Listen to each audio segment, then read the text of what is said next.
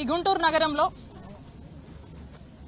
ఈ కూటమి ప్రభుత్వం అధికారంలోకి వచ్చాక మరి ఏ విధంగా ఒక మహిళను వివస్త్రణకు గురి చేసి ఎంత దారుణమైనటువంటి ఘటన చోటు చేసుకుందో మనం అందరం కూడా చూసాము, విన్నాము.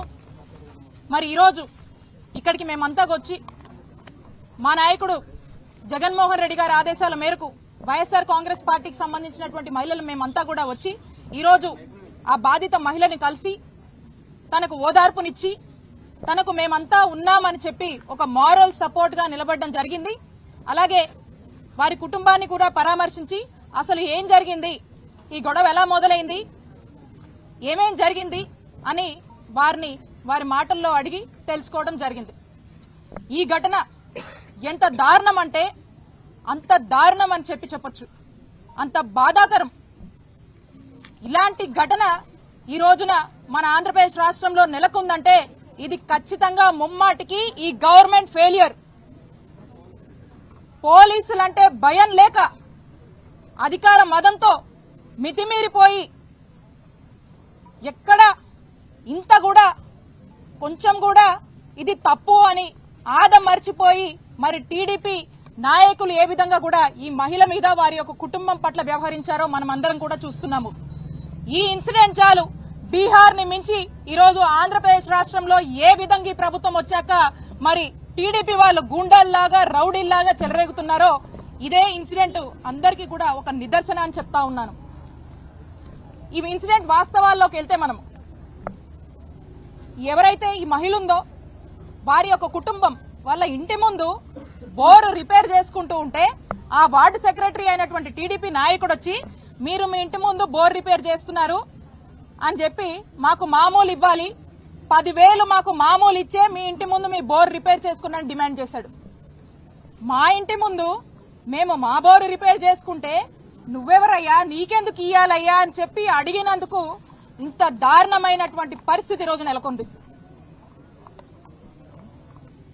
వాళ్ళు చెప్పారు, ఆ మహిళ చెప్పింది, ఆ కుటుంబ సభ్యులు చెప్పారు, ఆ మూర్తి అనేటువంటి టీడీపీ నాయకుడు మేము అధికారంలో ఉన్నాం, నువ్వు మీరు ఎలా రిపేర్ చేసుకుంటావో చూస్తా, మీ ఇంట్లోకి నీళ్లు రానియా, ఖచ్చితంగా మాకు 10,000 కట్టాల్సిందే, కడితే గాని మీ పని చేసుకోనియమని చెప్పి ఆయన వాళ్ళని డిమాండ్ చేసినట్టు మరి ఆ డిమాండ్ చేసి వాళ్ళని ఆఖరికి వాళ్ళ మీద దాడి చేసి మీరెవరికి చెప్పుకుంటారో చెప్పుకోండి, నేను అధికారంలో ఉన్నా, పోలీసులైనా ఇక్కడ ఉన్నటువంటి అధికారంలో ఉన్న ఎవ్వరైనా కూడా నన్ను ఏం చేయలేరు, మీ దిక్కున్న చోట పోయి చెప్పుకోండి, మీరు నాకు 10,000 ఇవ్వాల్సిందే అని చెప్పి డిమాండ్ చేసి మరి వాళ్ళ మీద దాడి చేసినటువంటి పరిస్థితులు మరి మీరందరూ కూడా చూశారు, అందరం కూడా చదివాము, విన్నాము, వీడియోలు కూడా చూసాము. అయితే ఈ గొడవ జరగగానే వెంటనే ఆ ఫ్యామిలీ మెంబర్స్ అందరూ కూడా, ఆ మహిళా కుటుంబ సభ్యులందరూ కూడా వెళ్లి పోలీస్ స్టేషన్ లో కంప్లైంట్ ఇచ్చారు. కంప్లైంట్ ఇస్తే పోలీసులు చాలా లైట్ తీసుకుని అది కూడా టీడీపీ వార్డు సెక్రటరీ అండి అని వీళ్ళు చెప్పడంతో ఇది అధికార పార్టీ కదా కాబట్టి మనం పెద్ద జోక్యం చేసుకోవద్దు అనుకున్నారో ఏంటో గానీ టీడీపీ అనగానే ఇక పోలీసులు ఈ విక్టిమ్ యొక్క కంప్లైంట్ ని పక్కన పెట్టేశారు. కంప్లైంట్ ఇచ్చి మళ్ళా ఇంటికి తిరిగి వచ్చారు. ఈ మహిళ వాళ్ళ కుటుంబ సభ్యులందరూ కూడా తిరిగి ఇంటికి వస్తే మీరు మా మీద వెళ్ళి మేము అధికారంలో ఉండగా మా మీద కంప్లైంట్ ఇస్తారా, ఎంత ధైర్యం మీకు అని చెప్పి రెండోసారి ఈ టీడీపీ వార్డు సెక్రటరీ ఈ మూర్తి అనే అతను సకుటుంబ సమేతంగా ఇంట్లో ఉన్న అందరినీ ఎంటబెట్టుకుని మహిళలతో సహా ఎంటబెట్టుకుని 9 మంది వచ్చి మళ్ళా ఈ కుటుంబం మీద దాడి చేశారు. ఏ విధంగా వివస్త్రణకు గురి చేసి ఎంత దారుణంగా ఒక మహిళ మీద దాడి చేశారో మనమంతా కూడా చూసాము. ఇది ఎంత బాధాకరం అంటే అంత బాధాకరం, అంత దారుణమైనటువంటి ఘటన చోటు చేసుకుందంటే అధికార మదం, అహంకారం, కళ్ళు నెత్తికెక్కడం, వీళ్ళ మామూళ్ల కోసం ఎక్కడి దాకా కూడా దిగజారారో ఈ రోజున మనకు అర్థమవుతుంది. రాష్ట్ర వ్యాప్తంగా కూడా ఏ వార్డులో గాని ఏ గ్రామంలో గాని ఎవరన్నా ఇల్లు కట్టుకున్నా ఇంటికి సంబంధించి ఇసుక గాని మట్టి గాని లేకపోతే ఇటుకలు గాని ఏ మెటీరియల్ తెచ్చి ఇంటి ముందు పెట్టుకున్నా టీడీపీ వాళ్ళకి మామూలు ఇవ్వాలి, ఏమంటే మేము అధికారంలో ఉన్నాం, మీరు ఏది చేయాలన్నా మాకు ఇవ్వాలి.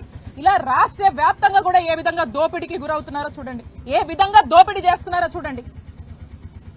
మరి ఈ ఇన్సిడెంట్ లోనే స్పష్టమవుతోంది వాళ్ళ యొక్క మామూలు ఇవ్వలేదని మహిళని నాటి రోడ్డు మీద గుంటూరు సిటీ ఇక్కడే, ఇది రాజధాని, ఇదే జిల్లాలో రాజధాని అంటారు. మరి ఇక్కడ ఎస్పీ ఆఫీస్ ఎంత దూరంలో ఉంది? కూతవేడు దూరంలో ఎస్పీ ఆఫీస్ ఉంది, ఐజీ ఆఫీస్ ఉంది, 20 కిలోమీటర్లో డీజీపీ ఆఫీస్ ఉంది. మరి ఈ జిల్లాలో మొత్తం యంత్రాంగం అంతా కూడా ఇక్కడే ఉంది. మరి పట్టపగలు మనం చూసాం ఈ గొడవ అయి వాళ్ళు వెళ్తే పోలీసులు కంప్లైంట్ పక్కన పెట్టారు. రాత్రి వాళ్ళ ఇంటికి వచ్చిన తర్వాత మళ్ళీ వాళ్ళ అబ్బాయి 100 నంబర్కి డయల్ 100 నంబర్కి ఫోన్ చేసి గొడవ అయిందని చెప్పి మళ్ళీ గొడవ అయిన తర్వాత కూడా అక్కడికి వెళ్లి పోలీస్ స్టేషన్ లో రెండోసారి కంప్లైంట్ ఇస్తే కూడా పోలీసులు పట్టించుకోకుండా పక్కన పెట్టారు. అంటే ఒక్కసారి ఇది 15వ తారీఖు జరిగితే రెండు సార్లు ఆ మహిళ మా మీద దాడి జరిగింది, నన్ను ఈ విధంగా హింసించారు అని చెప్పి పోలీసులకు చెప్తే కూడా పట్టించుకోకుండా పక్కన పెట్టారు. ఆ తర్వాత నెక్స్ట్ డే మార్నింగ్ 16వ తారీఖున ఎమ్మెల్యే దగ్గరికి వెళ్లారు. ఈ వీడియో వాళ్ళ సీసీ కెమెరాలో ఉన్న ఫుటేజ్ వాళ్ళే డౌన్లోడ్ చేసుకుని ఈ విధంగా వివస్త్రణకు గురి చేసి దాడి చేశారమ్మా అని చెప్పి వెళ్లి చెప్తే ఏం చేసిందండి ఎమ్మెల్యే? ఏం చేసింది? ఏం పట్టించుకోకపోగా మాకు అనుమానాలు కలుగుతా ఉన్నాయి. ఏమనంటే ఇరు వర్గాలు అవతల వాళ్ళ పార్టీ మనుషులు కదా, వాళ్ళ పార్టీ నాయకుల్ని కాపాడుకునేటువంటి ప్రయత్నం ఎమ్మెల్యే చేసింది. ఎమ్మెల్యే చేసి ఇక దాన్ని ఎంతసేపు కూడా దాచిపెడదాము, రాజీ చేద్దాము అనేటువంటి ప్రయత్నం చేస్తూనే వచ్చారు. అప్పటికి కూడా కేసు కట్టలేదు. ఆ తర్వాత ఇక్కడ ఉన్నటువంటి వాళ్ళు వైఎస్ఆర్ కాంగ్రెస్ పార్టీకి సంబంధించిన వాళ్ళు కొంతమంది దీని గురించి ఇది లైమ్ లైట్ లోకి వస్తుంది ఇష్యూ, దీనికి సంబంధించినటువంటి వీడియోలు సోషల్ మీడియాలో అక్కడ ఇక్కడ రావడం వల్ల ఇది ప్రజల్లోకి వెళ్తుంది, చర్చ అవుతుంది కాబట్టి దీని వల్ల వాళ్ళకు పరువు పోతుందని చెప్పి అప్పుడు పోలీసులు చిన్నగా అప్పుడు నిద్ర మేల్కొని ఎఫ్ఐఆర్ కట్టారు. అప్పుడు ఆ ఎఫ్ఐఆర్ కట్టిన తర్వాత కూడా ఎటువంటి యాక్షన్ తీసుకోలేదు. మరి ఏదేదో మాట్లాడుతూ ఉన్నారు. ఈ ఎమ్మెల్యే గారు కూడా ఏదేదో మాట్లాడుతూ ఉన్నారు. ఒకదానికి పొంతం లేదు. మేము యాక్షన్ తీసుకున్నామంటారు, మేము అది చేసామంటారు, మేమే మళ్ళా సరెండర్ చేయడానికి చేశారా లేదా అని ఏదేదో మాట్లాడుతున్నారు. పొంతం లేకుండా మాట్లాడుతూ ఉన్నారు. మీకు గనక చిత్తశుద్ధి ఉంటే 3 రోజుల వరకు ఏం చేశారు ఎమ్మెల్యే గారు అని నేను ప్రశ్నిస్తా ఉన్నాను. పోలీసులకు గనక చిత్తశుద్ధి ఉంటే ఇచ్చిన రోజు 2 సార్లు సామాన్య మహిళ వాళ్ళ కుటుంబం దాడి జరిగిందని 2 సార్లు ఒకటే రోజు మీ పోలీస్ స్టేషన్ కు వచ్చి మొరబెట్టుకుంటే ఎందుకు ఎఫ్ఐఆర్ కట్టలేదు అని పోలీసులు ప్రశ్నిస్తున్నాను. మీకు చిత్తశుద్ధి లేదు. పోలీసులు రెడ్ బుక్ లో బిజీగా ఉన్నారు. పోలీసులకు ఇలాంటివి పట్టదు.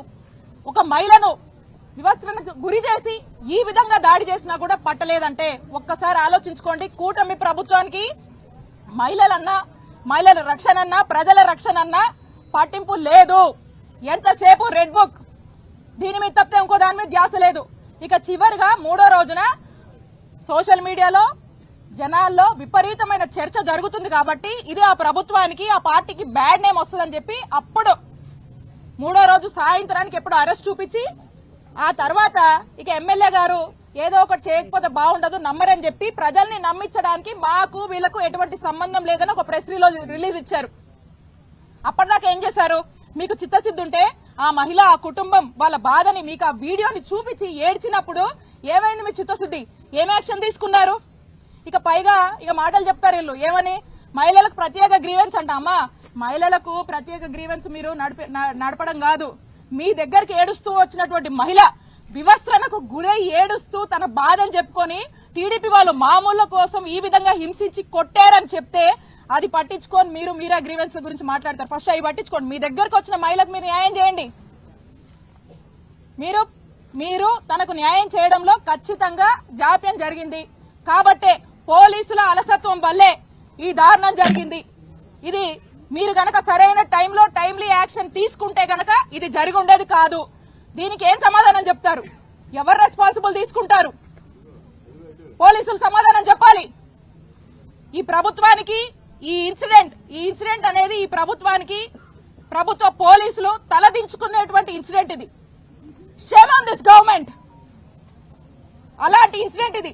ఫర్దర్ ఇలాంటి ఇన్సిడెంట్ ఎక్కడ రైజ్ అవ్వకుండా కాపాడేందుకు పోలీసులు ఈ ప్రభుత్వం దృష్టి పెడితే బాగుంటుందని హెచ్చరిస్తూ ఇప్పటికైనా ఆ రెడ్ బుక్ మానుకొని వైఎస్ఆర్ కాంగ్రెస్ పార్టీ యాక్టివిస్టుల మీద వైఎస్ఆర్ కాంగ్రెస్ పార్టీ సంబంధించి ఎవరన్నా ఈ అధికార పార్టీ వాళ్ళు చేస్తున్నటువంటి దోపిడీ మీద, వాళ్ళు చేస్తున్నటువంటి అన్యాయాల మీద, వాళ్ళ హామీల మీద నిలబడినందుకు ప్రశ్నిస్తే వాళ్ళని హింసించడం మానేయండి.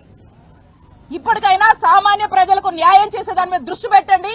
మహిళలకు జరుగుతున్నటువంటి ఇలాంటి అన్యాయాలు కట్టడి చేసేందుకు ప్రయత్నించండి అని ప్రభుత్వాన్ని హెచ్చరిస్తూ, ఈ గుంటూరులో ఇలాంటి ఇన్సిడెంట్ చూడడం, దీని గురించి వినడం, ఈ రోజు వాళ్ళని కలుసుకోవడము, ఆమె మాటల్లో వింటే ప్రతి ఒక్కరి మనసు కూడా, ప్రతి ఒక్క మహిళకు కూడా ఈరోజు ఒక కలిసివేసేటువంటి ఇన్సిడెంట్. ఇలాంటి ఇన్సిడెంట్స్ రిపీట్ కాకుండా ఉండేందుకు తగిన చర్యలు, జాగ్రత్తలు తీసుకొని ఇప్పటికైనా ఈ ప్రభుత్వం ఒళ్ళు దగ్గర పెట్టుకుని పనిచేయాలని మరొకసారి వాళ్ళని హెచ్చరిస్తున్నాం.